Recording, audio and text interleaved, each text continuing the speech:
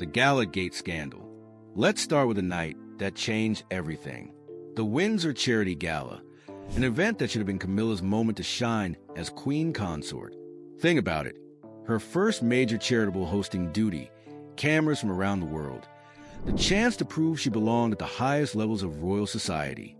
Instead, it became her most humiliating nightmare. Here's what the palace doesn't want you to know. Camilla had spent weeks preparing for this night, not just the usual royal prep. We're talking about something deeply personal. She had quietly, carefully requested that her son Tom Parker Bowles be included on the official guest list. And why wouldn't she? Tom isn't some random hanger-on. He's a successful food critic, a respected author, a man who's been part of royal family gatherings for nearly 2 decades. But here's the twist that'll blow your mind. Despite being Camilla's son, despite his mother literally being the Queen Consort of England, Tom Parker Bowles has never, not once, been invited to spend Christmas with the royal family at Sandringham. 19 years of marriage between his mother and King Charles, and Tom has never sat at their Christmas table. Think about that for a second. Your mother marries a literal king of England, and you're still not considered family enough for Christmas dinner. But Camilla thought this gala would be different. She thought her new status as queen would finally open those exclusive doors for her children. She was about to learn just how wrong she was. Picture the scene. Tom Parker Bowles, dressed to the nines, arriving at the gates of Windsor Castle, expecting to attend his mother's charity gala. Security guards, following explicit orders, turning him away. Not quietly, not discreetly, right there in front of the clicking cameras, and rolling limousines carrying other guests inside. The man whose mother is literally Queen of England, denied entry to her own event. And inside, Camilla had to stand there, smiling for the cameras, waving to the crowd, all while knowing her son had just been publicly humiliated on her watch. Palace insiders say her hands were trembling, her jaw clenched so tight it was visible in photos. For the first time since becoming Queen Consort, the mask slipped. She looked vulnerable. She looked defeated.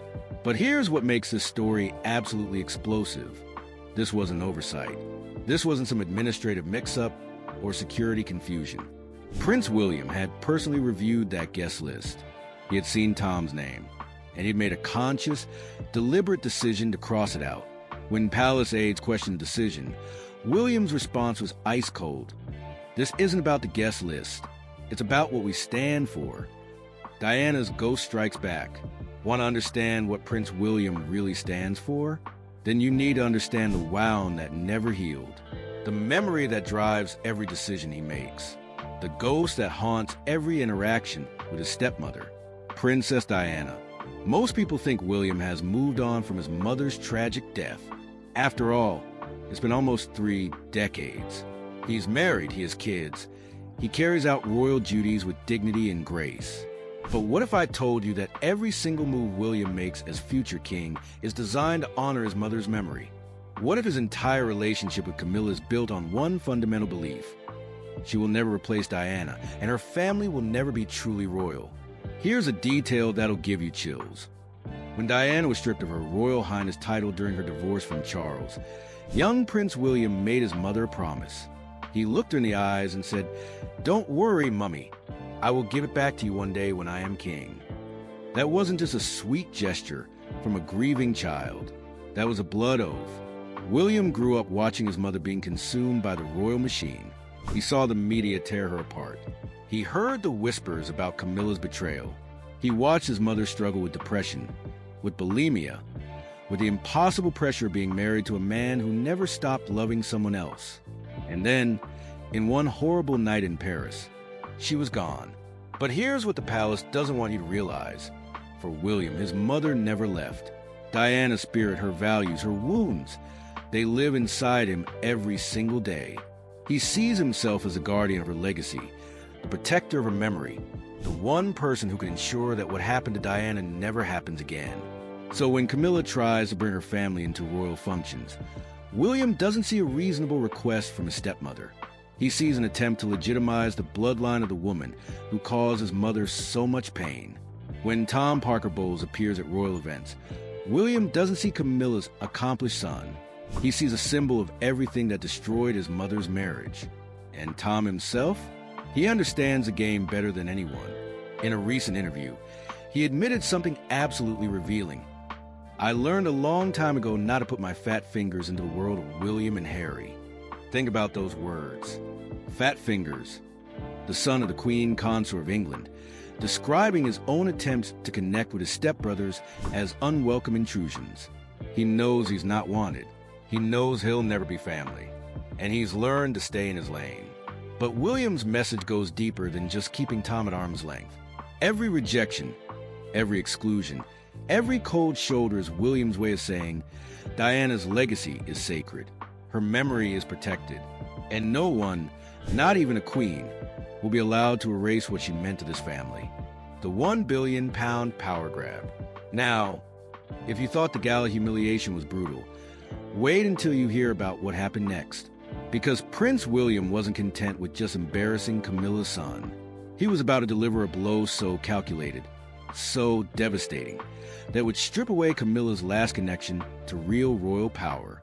Enter Annabel Elliott, Camilla's sister, interior designer extraordinaire, and for nearly 20 years, one of the most quietly powerful women in the royal orbit. Here's what most people don't know. When Charles married Camilla in 2005, he didn't just get a wife. He got a package deal.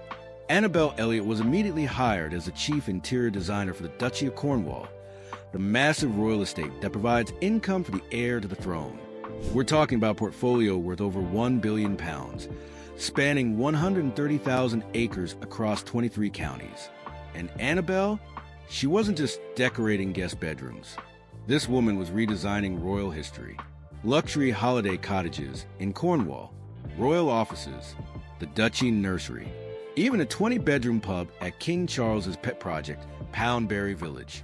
Her fingerprints were on every major royal renovation for 2 decades. The money? Oh, honey, the money was serious. In just one fiscal year, Annabel earned over £25,000 in fees and commissions.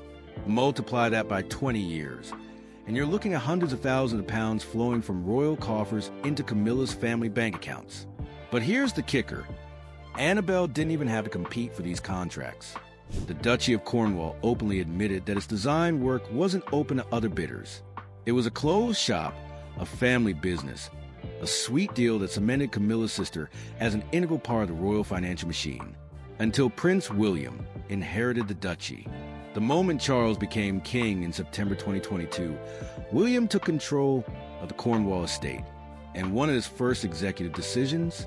A single line threw Annabel Elliott's name on the payroll. No fanfare, no official announcement, no explanation.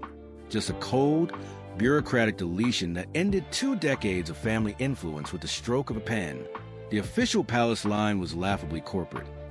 Her extensive interiors work across the estate is considered complete, and the current staff have learned sufficiently from her. Translation: thanks for your service, now get out. But palace insiders knew the truth. This wasn't about efficiency or budget cuts. This was personal. This was William drawing his invisible line around the core monarchy and making it crystal clear. Camilla's family might have titles, but they don't have power. Think about the symbolism here.